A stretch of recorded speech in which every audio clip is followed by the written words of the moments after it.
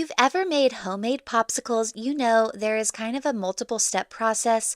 Basically, you need to make a simple sugar solution by boiling water and sugar together. Then, if you are doing fruit popsicles, you need to boil the simple syrup with the fruit.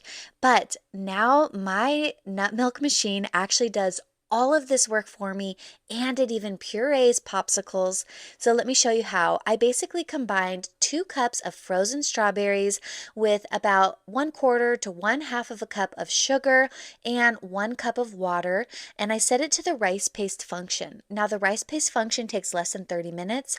It's going to boil all of this together and puree it. So at the very end, all I had to do was portion this into popsicle molds, and that was it. This was the easiest way I've ever made popsicles, and everyone loved these. They were so delicious. They were filled with ingredients that I prefer, and they were just really fun to make. It was basically a dump and go recipe. Now, I purchased these really great popsicle molds on Amazon. These are silicone popsicle molds that are basically like push pops. So if you've ever tried to give a kid a popsicle, you know that it probably will melt all over their hands if it's on a stick. But these were such a great solution for popsicles.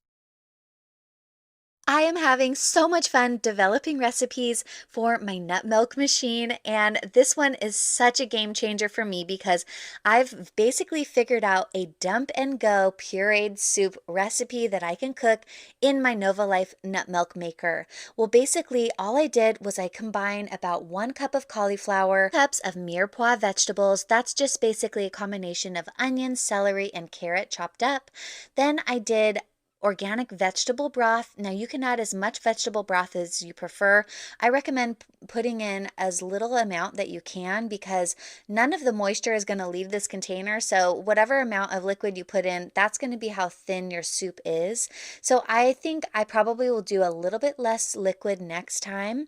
But other than that, I just put in some garlic powder, some Redmond's real salt, and you can put any seasonings that you prefer in this pureed cauliflower vegetable soup. But I also added a little bit of extra virgin olive oil to give it a little bit of fat, but that's totally optional. This is a great weight loss soup or anyone wanting to detox or just get vegetables into your diet. I went ahead and set it to the rice paste setting, and after less than 30 minutes, I had hot, pureed vegetable soup ready to go. Normally, I would have to cook the soup in a pot and then puree it separately with a blender or an immersion blender, but this machine literally did it all.